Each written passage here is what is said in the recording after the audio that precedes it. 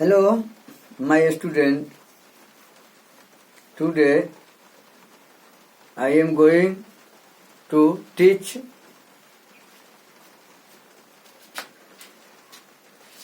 to mathematics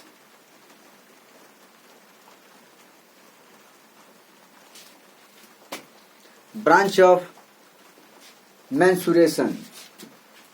Branch of mensuration. What is meaning of mensuration? What are understand mensuration? Mensuration से आप क्या समझते हैं? mensuration है क्या? mensuration के बारे में आपको क्या जानकारी है? तो mensuration के बारे में हम आपको डिटेल रूप से बताने जा रहा है। mensuration का मतलब क्या होता है, mensuration का हिंदी क्या होता है, इन तमाम चीजों की जानकारी आपको हम देने जा रहे हैं। चलिए आगे देखिए, बोर्ड की ओर ध्यान दीजिए। देखिए पहले फिगर को देखिए, फिगर को दिमाग में एडजस्ट कर लीजिए। देखिए ये है, देख रहे हैं, देख रहे हैं ना, ये देखिए हैं, ये देखिए इस तरह से देख रहे हैं, इस तरह से देख रहे हैं, देख रहे हैं, A B C D, A B C D. तो mensuration, mensuration का हिंदी क्षेत्रमिति होता है। क्या होता है? mensuration, mensuration, mensuration का मतलब क्षेत्रमिति, क्षेत्रमिति, क्षेत्रमिति। अब क्षेत्रमिति सबसे ही पता चलता है। क्षेत्र का मतलब हुआ भूमि, क्षेत्र का मतलब भूमि, मिट्टी के मतलब, मिट्टी के मतलब मापना। क्या करना? मापना। देहाती भाषा में बोलते हैं क्या? नापना, नापना।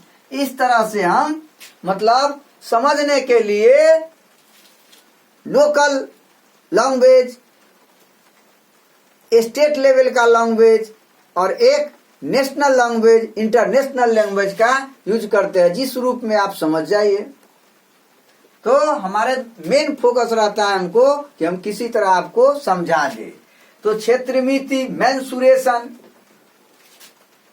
mensuration का हिंदी क्या बोले? क्षेत्रमिति। क्षेत्र मतलब भूमि और मिति मतलब मापना।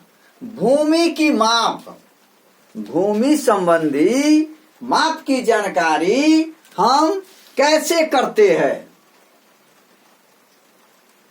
तो भूमि की माप ही क्षेत्रमिति कहलाती है। भूमि हर तरह का होता है। एक होता है, देखते हैं कभी कभी टीला टाइप का भूमि दिखाई देता है, पहाड़ टाइप का भूमि दिखाई देता है, सहरीला भूमि दिखाई देता है, देहाती भूमि दिखाई देता है, चौर वाला भूमि भी दिखाई देता है। इस तरह का भूमि होता है। और भूमि उबड़ खाबड़ जिसको आप बोलते हैं,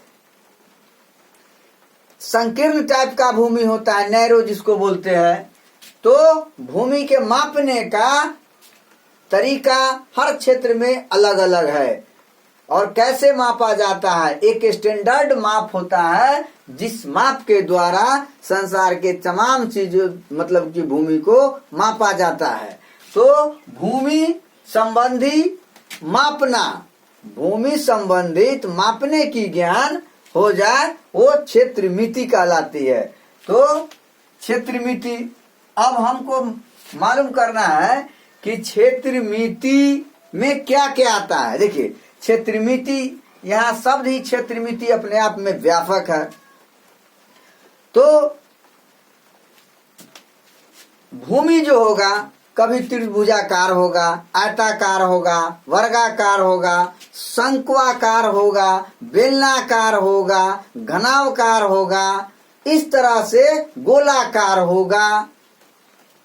कस्टम टाइप का होगा। तो भूमि मापने का सबका तरीका अलग अलग है। हम कैसे मापेंगे इसको संपूर्ण जानकारी प्राप्त करना है।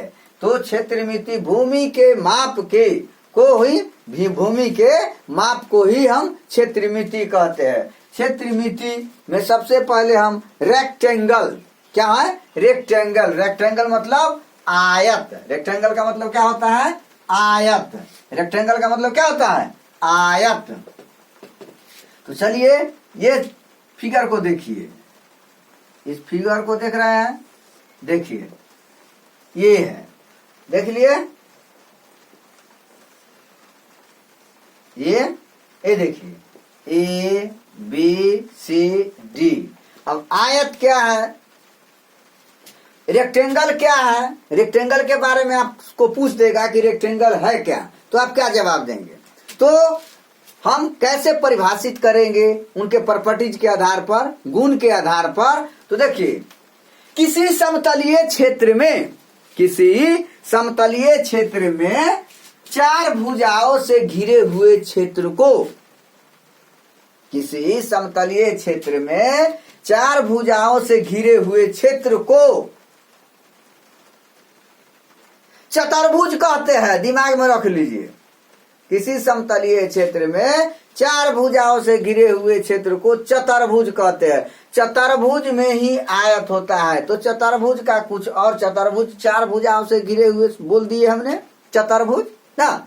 अब इसका कुछ प्रॉपर्टी है, कुछ गुण है कि किसी समतलीय क्षेत्र में चार भुजाओं से घिरे हुए क्षेत्र जिसका प्रत्येक कोण 90 डिग्री हो, प्रत्येक एंगल कितना हो 90 डिग्री हो। Every angle is 90 degree, every angle is 90 degree, जिसका प्रत्येक कोण 90 डिग्री हो और आमने सामने की भुजा, आमने सामने की भुजा बराबर हो ना। आमने सामने, इसका भुजा ए हुआ, इसका भुजा ए हुआ ना, इसका भुजा ए हुआ, इसका भुजा ए हुआ, ये सामने है ना।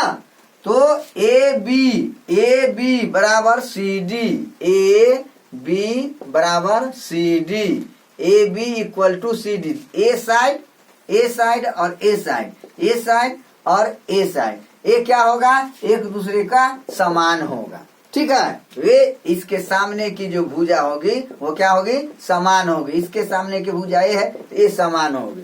तो किसी समतलीय क्षेत्र में चार भुजाओं से घिरे हुए क्षेत्र जिसका प्रत्येक कोण 90 डिग्री हो और आमने सामने की भुजा बराबर हो, आमने सामने के भुजा बराबर हो, आयत कहलाता है, रेक्टेंगल कहलाते हैं। याद कर लीजिएगा ना।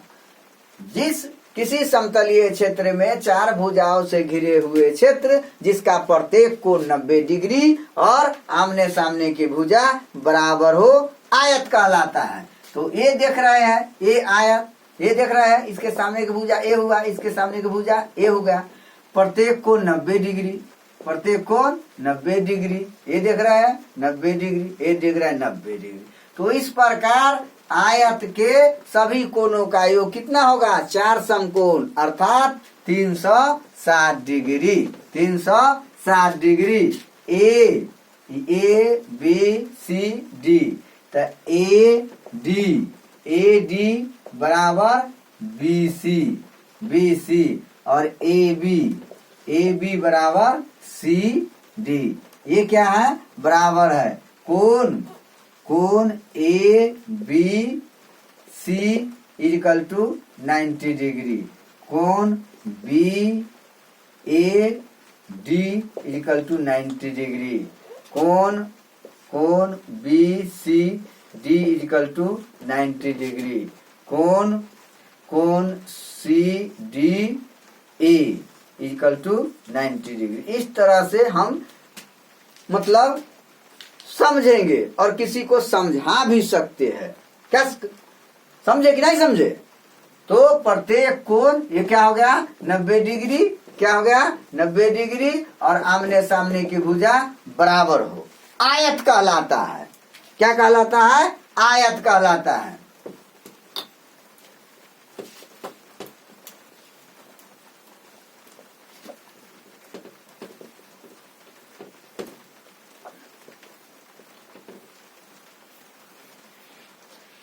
तो ये देखिए, ये देख रहे हैं, ये जो है इसको इसको इसको ये देख लीजिए, इस चार मतलब भुजा है, तो चारों भुजा के योग, चारों भुजा के योग, तो कै गो भुजा, लंबाई कै गो है, A B C D, D हुआ ना, तो बी सी को हम क्या कहेंगे, लंबाई, इंग्लिश में क्या कहेंगे, लेंथ, लेंथ क्या बोलेंगे, लेंथ, लेंथ के मतलब लंबाई है, बेस इसके मतलब चौड़ाई, क्या हो गया, चौड़ाई। तो बीसी को हम क्या कहेंगे, लंबाई, लंबाई, लंबाई बराबर बीसी, और ए बी इक्वल टू चौड़ाई, दिमाग में रख लीजिए। तो आयत में दो लंबाई और दो चौड़ाई होता है, आयत में दो लंबाई और दो चौड़ाई होता है। ये देखिए, एक होता है परिमिति, परिमाप, घेरा, एक ही चीज है, परिमिति, परिमाप और घेरा एक ही चीज है। परिमिति कह दिया, घेरा कह दिया, कभी कभी कहते हैं ना, इस खेत को घेर दो चारों बगल से, मतलब परिमिति निकाल दो, कितना लंबाई है, कितना चौड़ाई है, उसके अनुसार हम टाटी का निर्माण कर देते हैं, कितना लंबा टाटी बना दो, इतना चौड़ा टाटी बना दो, तो वो क्या है, परिमिति है, वो परिमाप है, वो घेरा है, दिमाग में रखिए। तो दो लंबाई और दो चौड़ाई, और ये दो लंबाई को जोड़ देंगे, दो चौड़ाई को जोड़ देंगे, तो वह क्या हो जाएगा, परिमिति। परिमाप तो क्या ली, आयत। अब ये परिमिति परिमाप तो भली बात समझ गए। एक होता है क्या, क्षेत्रफल। तो क्षेत्रफल का मतलब होता है यहाँ यहाँ यहाँ चारों ओर घिरा हुआ है, ये सब जो है ये देख रहे हैं ऐसे ऐसे, यही पूरे क्षेत्र जो है यही है क्षेत्र।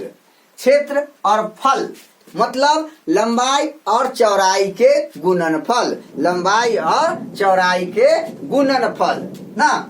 तो क्षेत्रफल, आयत का क्षेत्रफल कहे निकालने के लिए आयत, आयत का क्षेत्रफल, क्षेत्रफल तो क्या निकालिएगा, लंबाई, क्या निकालिएगा, लंबाई इंटू चौड़ाई, समझ गए ना, चौड़ाई। इस तरह से तो ए बराबर बी गुने क्या, एल, या एल गुने बी, एक ही चीज है, समझ गए ना। तो a area of rectangle, area of rectangle क्या निकालिएगा, area, area of rectangle, rectangle equal to length, length गुने बेथ, मतलब लंबाई इंटू चौड़ाई, लंबाई इंटू चौड़ाई। इस तरह से हम निकालेंगे क्या, एरिया ऑफ रेक्टेंगल, मतलब कि आयत का क्षेत्रफल। आयत का क्षेत्रफल तो आप समझ गए। अब देखिए परिमाप, आयत का क्षेत्रफल निकाल लिए, परिमाप देख रहे हैं, ए बी सी डी, परिमाप, परिमाप क्या निकालेगा, आयत, आयत ए बी सी डी की परिमाप, परिमाप क्या लिखिएगा, दो गो लंबाई A B plus C D plus B C plus A D. और आप जानते हैं कि ए बी बराबर सी डी और B C equal to A D. तो ए डी के डी के ऊपर रख सकते हैं, तो क्या हो गया, ए